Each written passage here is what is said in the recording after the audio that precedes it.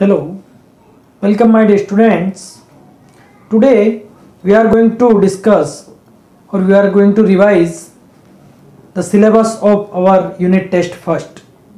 हम आज के लेक्चर में जो यूनिट टेस्ट फर्स्ट में आने वाला है उसका फर्स्ट चैप्टर रिवाइज करेंगे. So we have learn about first chapter nutrition in plants in science. Okay, so nutrition in plants, every living things required nutrition. हर जीवित चीज को न्यूट्रिशन चाहिए. न्यूट्रिशन किस लिए?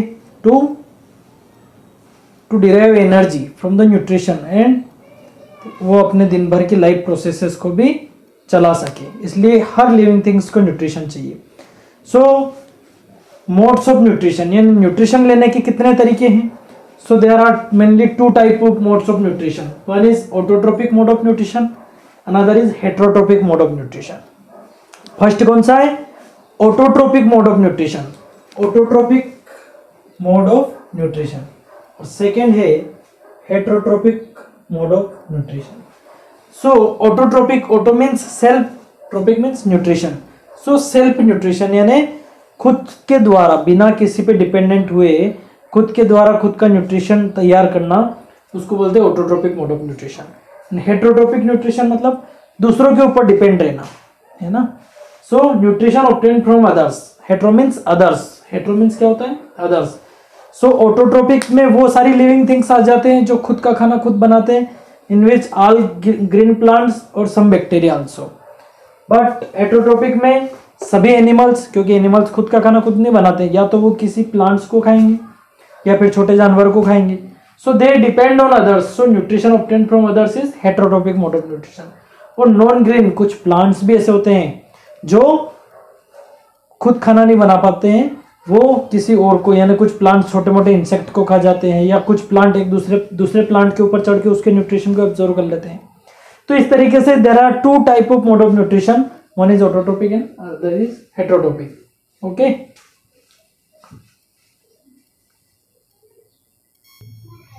Now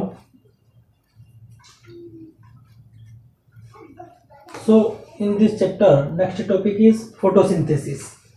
Photosynthesis, photo means light, synthesis मतलब to prepare food.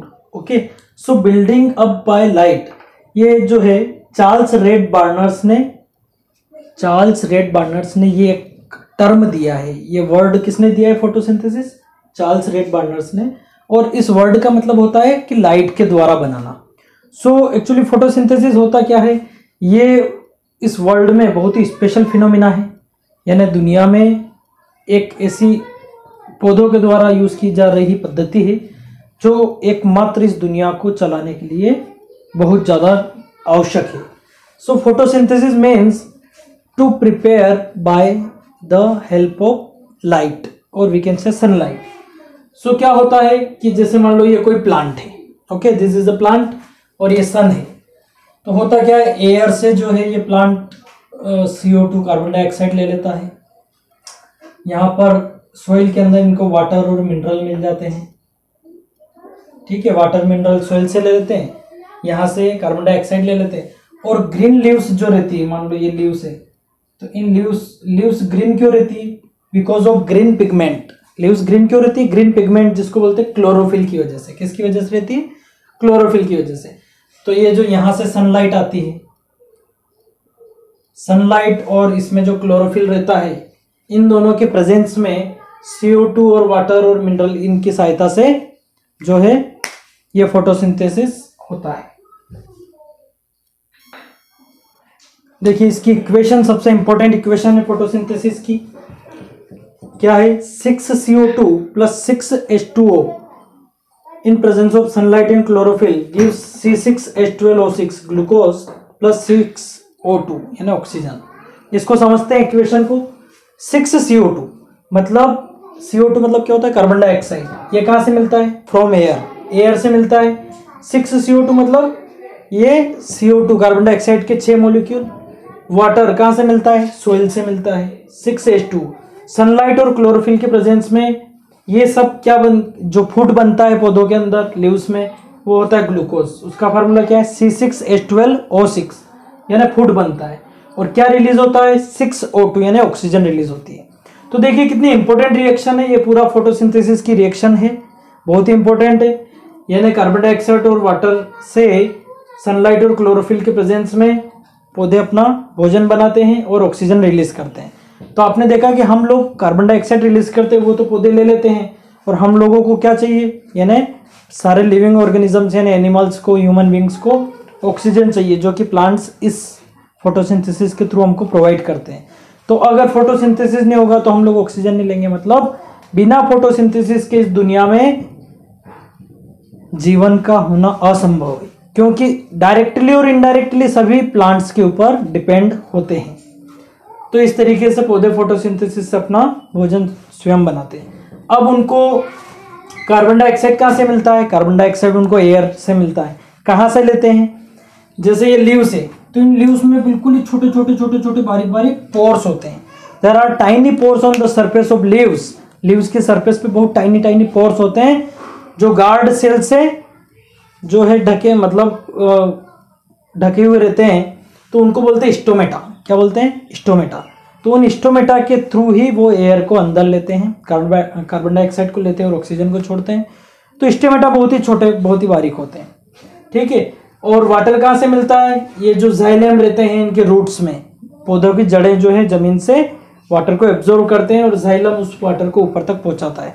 जब खाना बन जाता है, फूड बन जाता है, तो वहां से फ्लोएम टिश्यू जो रहते हैं वो खाने को पूरे पौधे में पहुंचाते रहते हैं। सनलाइट जो है ये क्लोरोफिल एब्जॉर्व करता है सनलाइट को। अगर लीव्स में क्लोरोफिल नहीं रहेगा तो सनलाइट को एब्जॉर्व नहीं कर पाएगा। और क्लोरोफिल जो है सनलाइट की प्रेजेंस में, क्लोरोफिल की वजह से ही सनलाइट को एब्जॉर्व कर पाते हैं और इस तरीके से ग्लूकोज बनता है। सो ग्लूकोज जो है फ्लोएम की सहायता से पौधे में सब तरफ पहुंचाया जाता है एनर्जी के रूप में। जो बाकी ग्लूकोज बच जाता है उसको स्टार्च के रूप में पौधे स्टोर कर लेते हैं, ठीक है। इस तरीके से पौधों में पूरा फोटोसिंथेसिस होता है। आपको पूरा डिटेल में बताया गया है। आप लोगों ने अगर बुक पढ़ी हो, आपको फिर से बुक पढ़ना है लाइन बाय लाइन अच्छे से। ये हो गया फोटोसिंथेसिस, जो कि ऑटोट्रोपिक मोड ऑफ न्यूट्रिशन है। हेट्रोट्रोपिक मोड ऑफ न्यूट्रिशन की बात करें, ये जो हेट्रोट्रोपिक मोड ऑफ न्यूट्रिशन, इसमें सबसे पहला आता है सेप्रोट्रोपिक न्यूट्रिशन। सेप्रोट्रोपिक मतलब, सेप्रोट्रोपिक न्यूट्रिशन होता है the mode of nutrition in which the non green plants obtain their nutrition from dead and decaying organism, organic matter of plants and animal. यानी आपको बताया सेप्रोट्रोपिक में क्या होता है कि कुछ ऐसे प्लांट्स और एनिमल्स होते हैं जो डेड और डिकेइंग प्लांट्स और एनिमल्स से न्यूट्रिशन प्राप्त करते हैं, तो उसको बोलते हैं सेप्रोट्रोपिक mode of nutrition.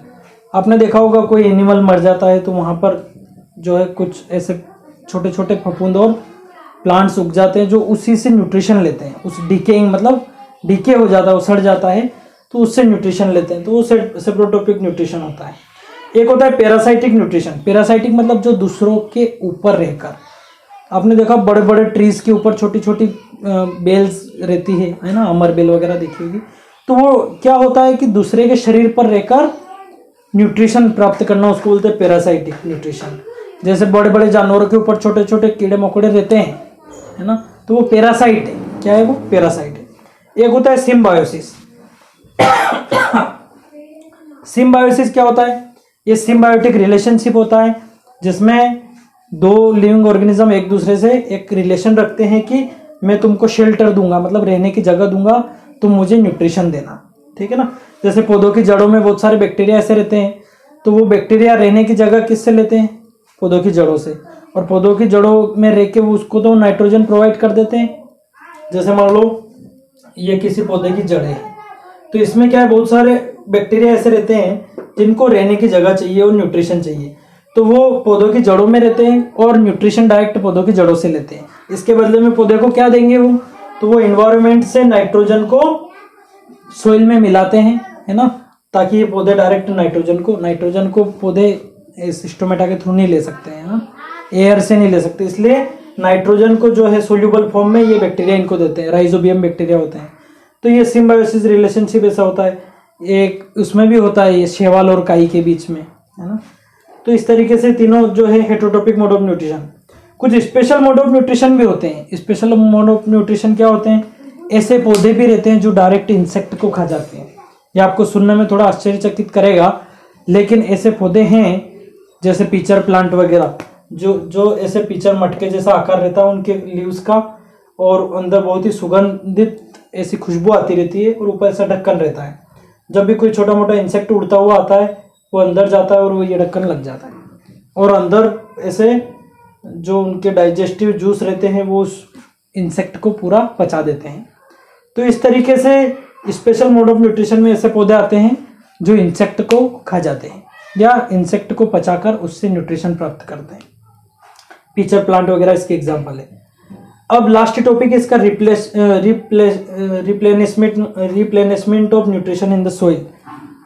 Replenishment means क्या होता है, क्योंकि लगातार किसी जमीन पर पौधे उगे रहने से वहाँ के न्यूट्रिशन खत्म हो जाते हैं, तो सोइल में न्यूट्रिशन वापस कैसे डाला जाता है, तो किसान लोग क्या करते हैं, मैन्योर वगैरह ऐड करते हैं, है ना, या फिर राइजोबियम बैक्टीरिया, मैंने अभी आपको जैसा बताया। तो कुछ ऐसे लेगुमिनस प्लांट होते हैं जैसे दाल वगैरह, सोयाबीन है, चना है ना, उड़द है, ये मूंग है, ये सब लेगुमिनस प्लांट में आते हैं, जिसकी वजह से राइजोबियम बैक्टीरिया बनते हैं। राइजोबियम बैक्टीरिया करते हैं नाइट्रोजन फिक्सेशन का काम करते हैं। इन्वायरमेंट से एयर की जो नाइट्रोजन है उसको लेकर सोल्यूबल फॉर्म में मिट्टी में मिला देते हैं ताकि मिट्टी के न्यूट्रिशन फिर से बने रहे, ठीक है ना। तो इस तरीके से सोइल में रिप्लेनिशमेंट चलता रहता है, यानी फिर से न्यूट्रिशन, क्योंकि एक बार किसी खेत में फसल लगाते हैं तो उसके न्यूट्रिशन लेके फसल पैदा कर लेते हैं, अब उसके न्यूट्रिशन खत्म हो गए तो वापस उस सोइल में न्यूट्रिशन कहाँ से दिए जाते हैं, तो या तो आप ऐसे लेगुमिनस प्लांट उसमें लगाएं या फिर मैन्योर वगैरह ऐड करें, बहुत सारी चीज़ें होती है, तो फिर से मिट्टी में न्यूट्रिशन आ जाते हैं और फिर से प्लांट और क्रॉप को पैदा किया जा सकता है। तो इस तरीके से प्लांट में न्यूट्रिशन इन प्लांट्स में हमने देखा कि किस तरीके से सारे लिविंग ऑर्गेनिजम्स अलग अलग तरीके से न्यूट्रिशन प्राप्त करने का तरीका यूज करते हैं, जिसको मोड ऑफ न्यूट्रिशन बोलते हैं। ऑटोट्रोपिक जो अपना खुद का करते हैं, हेटरोट्रोपिक जो दूसरों पे डिपेंडेंट रहते हैं, सेप्रोट्रोपिक मतलब जो डेड और डिकेइंग प्लांट्स पे है ना, जो मर जाती सड़ जाती उन चीज़ों के ऊपर, जैसे फफूंद है, बहुत सारी सड़ने वाली चीज़ें हैं, है ना। पैरासाइटिक मतलब जो दूसरों के ऊपर रह के उससे न्यूट्रिशन प्राप्त करते हैं। So you have to go through your books in detail, आपको लाइन बाय लाइन आपको बुक पढ़ना है अच्छे से, और एग्जाम में इस चैप्टर से क्वेश्चन आने वाले हैं जो आपको ऑब्जेक्टिव और सब्जेक्टिव दोनों रूप में आ सकते हैं, तो अच्छे से पढ़ना है। कॉपी आप लोगों ने प्रिपेयर कर ली होगी, सो इस तरीके से आप लोगों को अच्छे से इसके क्वेश्चन आंसर पढ़ने हैं। Okay bye.